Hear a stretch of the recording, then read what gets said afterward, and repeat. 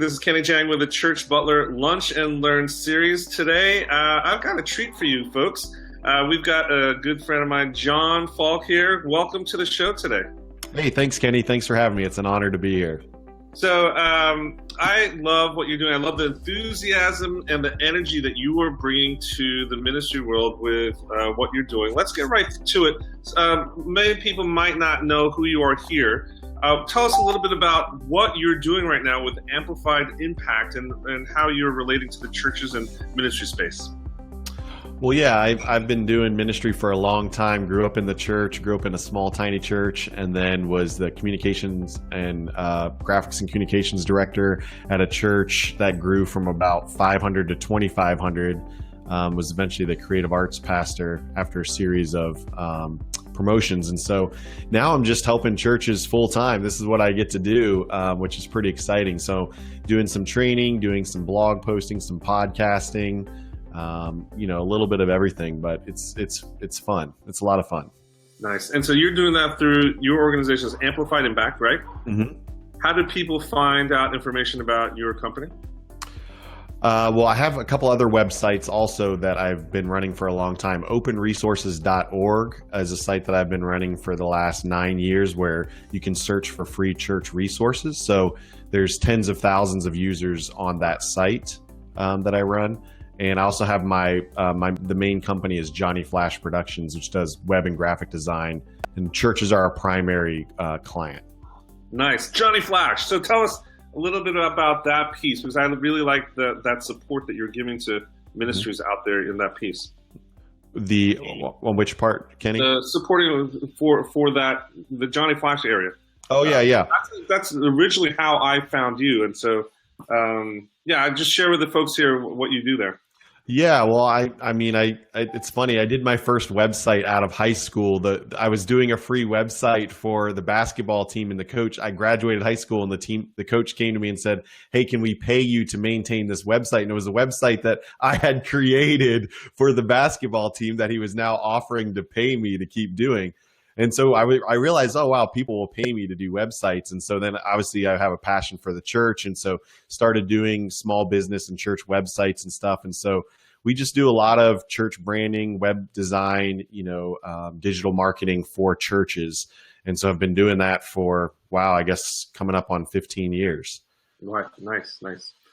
So podcasting is something that I find powerful. I think the dynamics of content marketing just does something for people who are willing to take that plunge and become a publisher. Publishing is just very powerful in today's society, and especially for churches and ministries. And you've got a podcast going, and I think that's one of the things that I'd love to talk with you today, just to get your experience from how you've gone from 0 to 60, difficulty levels, et cetera, if you're okay with that. So tell us a little bit about the podcast that you've launched recently. Yeah, well, I have to tell you, I've never thought that I would do a podcast. I actually had a friend come to me a year ago and was like, "Hey, we should start a podcast together." And I was like, I don't really want to start a podcast. It sounds like it's going to take a lot of time. And I just didn't want to add another, plate spinning in the air. And so I kind of resisted for a while. And then, I guess it was late last year. Was one of my mentors was talking to me. He's like, "Hey, you really need to do a podcast because, you already have a lot of people that you're connected with, but it'll help you get connected with more people and get your message out there and stuff." So here I am. I've recorded 6 episodes. 4 of them have published. So I'm brand new at this, Kenny. I think you're probably more the expert than I am, but I'm certainly willing to share the things that I've learned, starting one up. Yeah, so let's start with the basics. What's the name of the podcast, and what are the platforms that you're broadcasting on right now?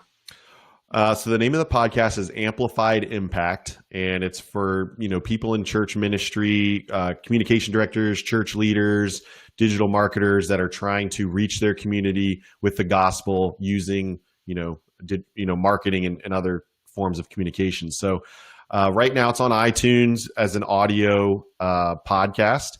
We post the videos on our website, so those are available. We're still working on getting a video podcast. I know that's something that you recommend, and so yes. we're working on that. And then we have the show notes and stuff, and we're using Omni Studio to kind of organize the podcast. Do all the XML feed stuff. Yep. And so, are you doing the actual editing of the audio and the video files yourself, or do you have someone else do that? I am documenting the process right now because I really do not want to do it, but I am doing it right now just because I kind of want it to be done a certain way, and so to be able to hand it off well, I can kind of at least document the way that I've been doing it, and then I'm sure they'll take some tweaks and make it better. But yeah. So one of the big questions I think people have, pastors and leaders that come to me talking about podcasts, is really how much is it time consuming? Is it a time sick, et cetera? I know that you do definitely want to systematize it and hand it off to a team member if you have that resource available. You've got four episodes up and running. You've got a half a dozen in the can. What would you say right now is the approximate amount of time that it takes for you to actually edit the file once it's recorded, right? So you'll do a recording session with someone, have the recording file on your computer. How long does it take before you can actually upload that file to the service? Oh, wow. I should probably time it because it'd be interesting to know the exact. I mean, I think just a few hours. It really depends on how long the episode is, how good the other person is at speaking. Like you're a pro. I noticed you have a lot of like subtle things when you're doing an interview that you do that are really good that not everybody does. Like, for example, my tendency when I'm interviewing someone is to give verbal feedback like mm-hms and different things like that. But when you're listening to a podcast, you don't want to hear the person who's interviewing them, with all these verbal feedback. Yeah, you don't want to hear that. So you really need to like do the visual affirmation. If you're doing it over video, the visual affirmation with the head nods and so the person knows that like you're listening and they should keep talking. But you don't want to have, so like for you, you're a pro at that. I didn't have to edit it. When I interviewed you, I didn't have to edit anything out from your, verbal little nuances. But for myself, like it's taken me a few episodes to realize like, I just need to be like totally silent when the other person's talking, and then it saves time on the editing, right?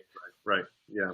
And so there's definitely ways of doing it. Some people just don't edit it at all, leave all the ums and ahs and the pregnant pauses in there. I think what you're doing in particular with the editing, it brings up the quality of the production, which is fantastic, especially on the videos that you've produced, the intros and the outros.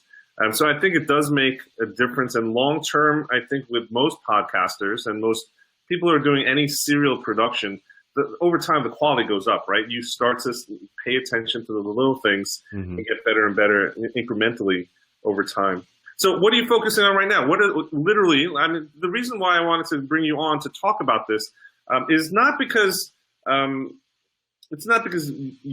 got the end all solution, but I really want to help document the process for other people, the midstream, to say, hey, you've got a couple episodes up and running, right? So you're a couple of steps ahead of most other people that are just thinking about it, and that to show that it is actually not that hard, and that this is an accessible way to platform your issues, extend your reach, and engage with more community members.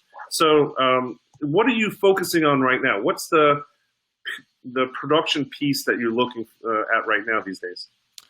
Well, I think when I started the podcast, I was really nervous about how am I going to create content? How am I going to come up with content? And so my friend Troy Dean said, hey, just interview people that are influencers in whatever niche, in this case, church communication. And so what he said to do was to make a list of top 20 influencers in church communication, and then just start reaching out to them and see if they'll come onto your podcast. So I started making a list, and then it ended up being like 50 people long because I couldn't just narrow it down to 20. So I had this spreadsheet of 50 people, their name, their ministry or their church or whatever, their organization, and then their Twitter handle. And then I just kind of started going down, and I was like, well, how am I going to get someone to come on my podcast when I don't have any episodes or anything? And so I looked through my list, and I actually knew somebody on my top 50 list, Jonathan Malm, who I've talked to a number of times over the years and have gotten to know. And so I was like, well, I'll reach out to him. And I feel bad, honestly, Jonathan, if you're watching this, I'm sorry, because I didn't really disclose that it was a new podcast. I just said, hey, I'd love to have you on my podcast. And he was so gracious, and he was just like, sure, let's do it. And so he came on the episode, and it was great. It was phenomenal. I was terrible, but his answers were really good. And so I just started going down my list. And then I was really intentional about every time I'd interview someone, I'd ask them who they thought I should interview and why. And so the list of 50 has now probably grown to 60 or 70 because I'm getting additional names from the people. So it's really a great networking tool. And so I think for churches to be able to, start a podcast and it not be so internal focused, right? And I think this is something you and I talked about, but to really be able to think about who are the top 50 influencers in our community? Who are those people that we could get on? The mayor, the fire chief, the police chief, the school principal, and start talking about, how they're restoring the community, right? Because we're all about trying to restore the community, right? All of us as church leaders, it's a fallen world and we're trying to help restore it. And so I think the more that we can use it as I think it's a great networking tool. Yeah, and that's one of the things. So we are broadcasting this live on Facebook, and I've chosen, of all the groups and pages that I'm associated with, it's being first broadcast live in the social media for churches group. And one of the reasons why is podcasting to me I don't think most people, if you do a blind taste test, right, off on the street, they wouldn't put podcasting as one of the top 5 or 10 social media tools out there. But I find that podcasting, at least from my own experience and the ones that I've coached and helped others, is that it is probably one of the most social venues out there, right? Because you are actually interacting with people that you typically not have had that much interaction before, and you build a social connection that exists way after that episode in ways that I think it cements that relationship much quicker than if you met them for the first time at a conference or some other event. Yeah, definitely. So let's talk about the top 20, top 50. So how hard has it been? How many no's have you gotten from people? I think I've only had 2 people not respond to me out of the people that I reached out. A couple people said, hey, I'm super slammed right now. Can we connect next month or whatever? So I kind of have them in the queue. Most people have been surprisingly receptive. And I think, things like Twitter and Facebook really bring down the walls because I don't have to send some anonymous email that feels like, it's, I get these all the time. I'm sure you do as well. These random, hey, we'd love to partner with you. We have SEO specialists and we only charge $10 per month and all this stuff. And you're just like, please stop sending me this stuff. And so being able to connect with someone directly on Twitter or Facebook, I think really it makes the connections a lot easier. Yeah. And something that you said about the content, I think David Jennings wrote a book called Authority Content. And it's basically how you make one piece of content and then you use it a whole bunch of times in a whole bunch of different ways. That's like the boiled down summary. And I think churches have that as an opportunity, not just with something like podcasting, but with their sermons, right? You've got all this great content and you don't want it to just be the 30 or 40 minutes on Sunday morning and then that be it, right? You can make social graphics, you can make little snippets, you can use it in so many different ways. And I think podcasting kind of gives that opportunity as well, where it starts as a conversation and then it can kind of create all this additional content just from there. So have you taken step back now that you're up and running, right? It's legitimate. You know how to do it. You can repeat it. Feels good. And you actually have guests that are being lined up. What's the results have been in terms of impact, or have anybody reached out to you in response to hearing it that you haven't known, right? So one of the things in entrepreneurship land is when you have a startup, a new product, I say to these entrepreneurs, you need to get to the point where you're selling your product to strangers, right? The fact that your uncle or your mom or your dad, they're the ones who love, it doesn't matter. That's not real sales, right? Once strangers actually interact with your product or service and then consume it, that becomes real. Have you gotten to that point where you've had interactions with strangers, people you really haven't had in your networks before?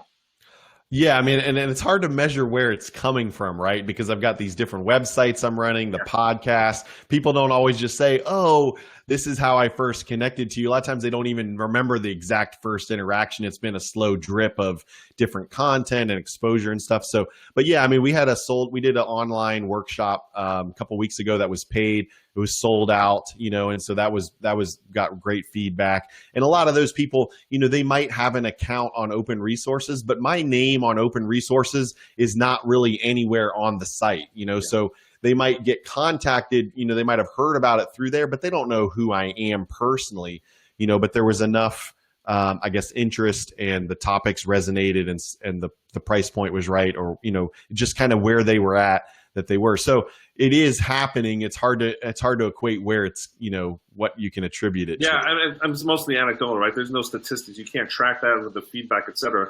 Yeah. Now, let's talk about this as a tool for churches. Mm-hmm. Now that you've actually been in the driver's seat, right, which is a different perspective from outside. I think most of us as communicators, if you don't have a podcast or if you've never run one, you can appreciate the power and the influence and the impact you can have. But being in the driver's seat just changes the perspective a little bit. What would be probably the 2-3 ideas that you would give churches for how to use a podcast? That's a good question. Well, I mean, I think definitely I think definitely just as a networking resource of what's going on in the community, I think there's opportunities to tell stories of what God's doing in your church. I think a lot of times church leaders, and I've fallen into this as well, where we just kind of assume people know that come into church, they know what they're supposed to do, right? And we know that they're coming maybe without a church background or whatever, but we kind of just assume that they'll catch on pretty quick. So we think they'll know to serve, to give, to do all these different things when in reality they don't. And so I think this gives an opportunity for churches to make giving more sexy, right? To make tithing more interesting, because what happens is you start giving your resources and you don't hear about the youth that had their lives changed because they went on this mission trip, or they went on this different thing, or they did this outreach event. And so we have to connect the stories of transformation to the giving and to what people are doing in the church. And so I think podcasting is a great way to do that, because you could do an interview or talk to someone or capture a story. You could put it on your podcast. Then you could use a snippet of that in your service. You could put, part of that on social media, and you can kind of just use the same content like we were talking earlier in a whole bunch of different ways. And so I think that's another way that you can do it. I mean, all kinds of ways. You could use it to get to know your staff, right? If it's a larger church and you've got a bunch of different staff people in the church don't know who all those people are, and they're changing. I love that idea. And so you could just highlight, and not so polished, or not so like churchy corporate kind of thing, like more casual. I mean, if you could go to their house and like film them in their own setting, or capture it in their own setting, and just talk about like who they are as a person, that'll resonate a lot more with people than just like, oh, they have this degree and they've been doing church this for that long. I mean, that's okay, but that's not going to really connect as well as just being more personal. Yes, I definitely agree. I think that's one of the reasons why social media is so powerful is that it allows you to humanize so many of the things that in other mediums or in other practices just get lost. And there's just too much clutter out there today. So telling stories and humanizing I totally agree with you. So in terms of podcasting, are you doing seasons? Are you doing just infinite a run? Are you in it for the long haul? That's one of the questions that many people have. Christianity, by the way, I was talking with the guys at Libsyn, which is the service that I use. We were chatting about statistics on podcasting, and Christianity is the largest category of podcasts in iTunes, which is surprising, but not that surprising. But they said something like 50 to 60% of podcasts don't make it past a certain number of episodes. And so what's your take on that? What's your mindset right now? Is this something that's just for a short season, or are you in it for the long haul? I mean, I love doing the interviews. I love connecting with people. So that part of it's great. I can tell already after doing just a few episodes, I've got to get someone else to eventually do the video editing, just so I'm not the bottleneck, because I I could schedule a few interviews per week and I wouldn't get worn out and I would enjoy that. But to edit a few episodes per week or even once a week, I just have a lot of stuff going on, and I know church leaders have a lot of stuff going on. And so I think you've got to make it a team effort, in order to make it sustainable. And so that's kind of my plan of where I'm headed. That's why I'm documenting. I'm using Process Street. I don't know if you're familiar with it, but It's a great tool to document processes. So I'm in there kind of tweaking and getting the process down so I can hand it off to someone else on my team to take care of. So that's where I'm headed. A couple other things too. This is sort of related and not related, but when I launched the podcast, I did a Facebook event to kind of get the momentum started on the podcast. That really helped because people love like saying they're going to a Facebook event. And in this case, they didn't have to go anywhere. And so that really helped because then I had a whole group of people that I could kind of communicate out to. Hey, the first episode's about to launch. Hey, go rate the podcast, and they're kind of signing up to be on your street team, if you will, for the launch. So I think that's something that I did that I already had someone contact me like, hey, I'm going to copy your idea for launching a podcast and use a Facebook event. And I was like, well, I got it from someone else, so go for it. So, let's talk about that. Literally, how did you start? Where did you look it up on the web? Did you take Ray's podcasting course? How did you literally learn the mechanics, which isn't that hard, right? But what was the resource that you actually learned how to podcast? Well, I definitely listen to a lot of podcasts, so you kind of pick up some of the different things just listening to them. But I'd say I learned the most from Troy Dean. He runs this thing called Rockstar Empires, and it's basically how to become a rock star in your niche. And so he talks about podcasting, and that was where the top 20 came from and all that. So definitely from him, I'd say I learned the most. But there's a lot of little nuances, in terms of like the structure of what your structure of your podcast episodes are going to be. In this case, I'm doing interviews. So I've got some kind of intro before the interview, and then sometimes an outro, and then I try to use the same sign on. So, hey, church communicators, Johnny Flash here, and I go through that. And then the sign off, since it's amplified impact, I always say it's time to amp it up, and so that's like the sign off and the audio kind of being the same. And I realized after the first episode, I needed to put like a little snippet of interesting material at the front end. So before I even do my intro, anything, I take 30 seconds that's really interesting, that's part of a broader conversation, and drop it at the beginning. So they kind of hear something that's like, whoa, wow, I want to hear Kenny talk about reaching millennials, and then I say, hey, Johnny, roll the intro, my sign on, hey, this is what we're going to talk about today, any other kind of stuff. Get into the interview, and then, afterwards and stuff. So I mean, you can structure it. Obviously, there's podcasts that do it all different ways. You just have to kind of find a formula that you want to use, and then what your different components are going to be, and sort of plug it in from there. Nice. Yeah, I think there's definitely some science to it, just like there is in the movies, and just in sermons and speeches and talks. That in the first 3 minutes, you got to get the audience to laugh with you once to puncture any anxiousness in there, and to get them on the same page. And there's a certain point where you're going to wrap it up, et cetera. What's the actual length that you're targeting for your conversations? Well, I realized when I started doing it that if I kind of said I wanted to be short, but I wasn't on point enough to keep it to that length. And so it took me about 3 or 4 episodes in to realize, like, I feel like for me, the 20 to 25 minute range is kind of ideal, because it's enough where you can cover some stuff, but it doesn't just keep going on.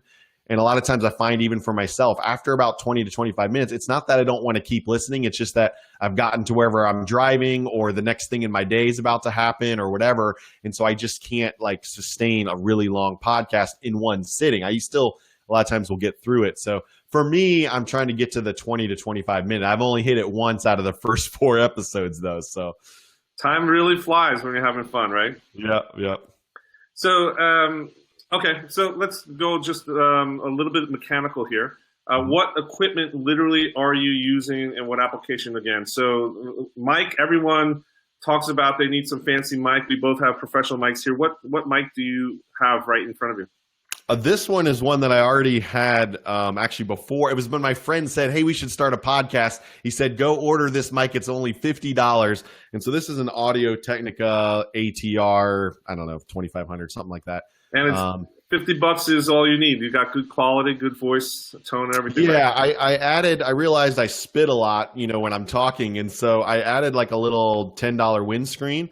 And this particular mic came with like a stand that would go on your table. And I realized that I move around too much and there was too much vibration happening. And so I added this, I don't know if you can see it in the view here, but I added like a boom arm so that I can kind of get it up close to me and not have to worry about like vibrational stuff.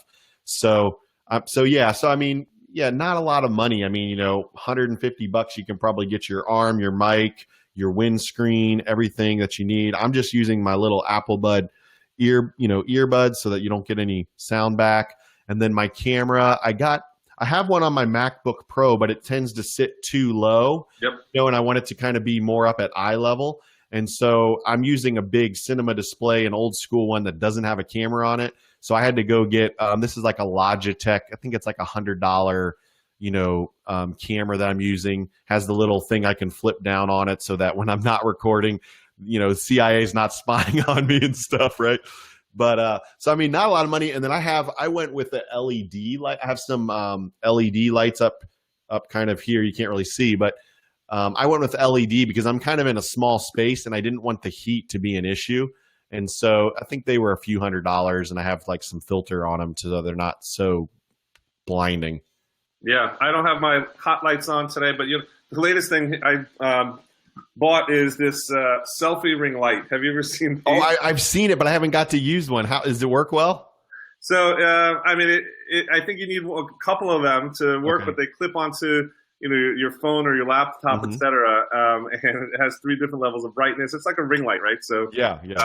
Those are the types of things that I think as you get along on the journey, those are the things that make a difference in the production value. But I think the point is that the investment is really, really low to get into the game, right? You don't really need to, at the end of the day, you really could be recording off of an iPhone and the quality is going to be okay. Yeah, the audio is the most important, obviously. I mean, the video is good, but like people want to hear something clearly, So what application, are you on a Mac or a PC when you're editing the actual audio video?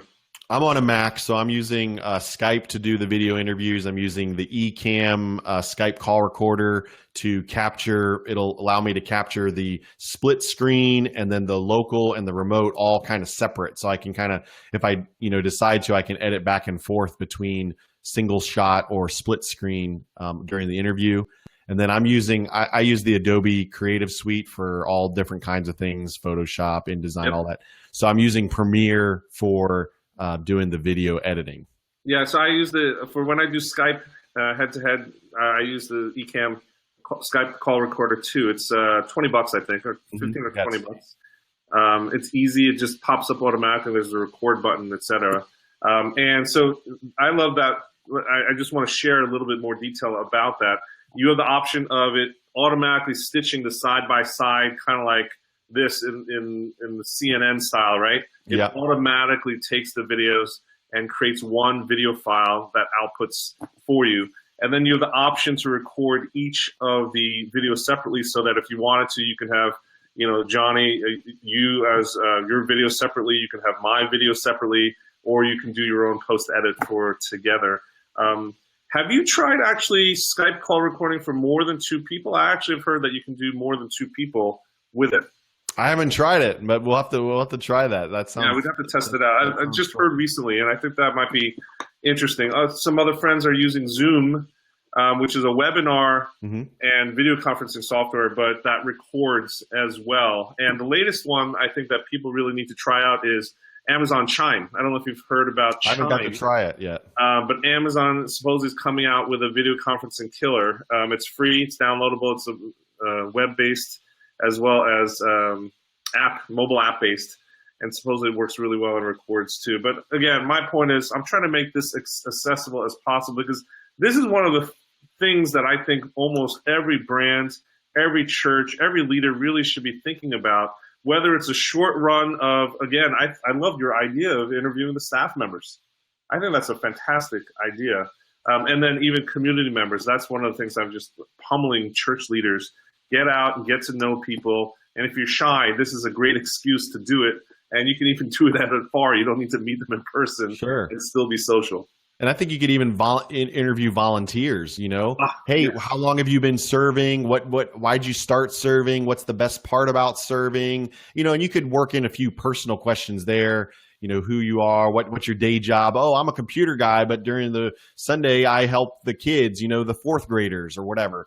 And, it kind of brings it down like, oh, wow, he's doing this and he doesn't have any professional experience like teaching kids or anything like that, and then you ask him like what he loves most about it. And a lot of times they'll say things like, volunteering in the children's ministry is the highlight of my week. Right. And so they'll talk about how they just love seeing the kids start to get these truths of scripture and different things. And so, I mean, you could work in volunteers too. It doesn't even have to be staff people. Excellent. Excellent. Yes. I think once you start podcasting, once you start doing interviews, the ideas just roll off your tongue, right? It just becomes such a versatile tool to share these conversations with other people across social media. Okay, so as we wrap up, if someone wanted to get in touch with you today or find out about your podcast, what's the best way to do that? Give us some of your digits, your websites, your Twitter handle.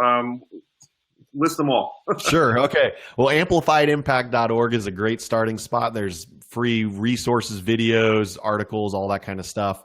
As I mentioned earlier, openresources.org is a great resource for downloading free sermon series creative content.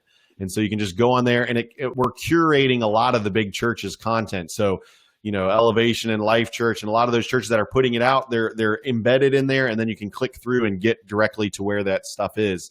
So you can kind of search a lot of sites just from the open resources. On Twitter, it's just John Falke, JOHNFALKE. Facebook's the same. Really, I mean, if you Google me, you'll get a whole list of different places to find me. But those are probably the best ones. And your alias of Johnny Flash, I love it. Yeah, JohnnyFlash.com. There you go. JOHNNY Flash.com. You can see all the kind of the branding and the graphic design, web design, all the stuff that we're doing kind of on that end. So. And finally, your podcast itself is the Amplified Impact Church Communications Podcast on iTunes. I think everyone here should literally click over, do the search right now. You can abandon this interview video. Go look it up and subscribe, because I think Johnny is doing some really good work there. And it's also a journey listening to him and seeing how a podcast evolves over time as it's gotten out of the gates, and he's off to a wonderful start. So highly recommend you guys following John and his work with Amplified Impact. Thanks so much for being with us today, John. Before we leave, any parting words in terms of where you see podcasting going, or what you think you're going to be seeing over the next 12 months with podcasts?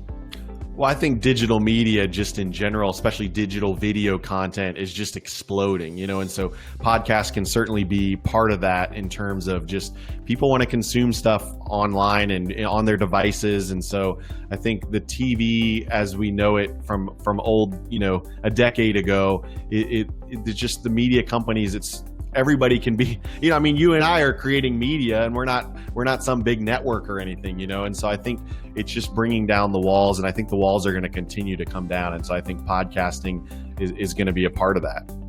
Well, thanks for being with us for today's Lunch and Learn session. Everybody here would love for you to comment and like this and share this on your own pages. Get more people in here so that people can have better understanding of resources like this, so we can further it for the kingdom. Thanks, Johnny, for being with us today. Thanks, Kenny. It's been a pleasure.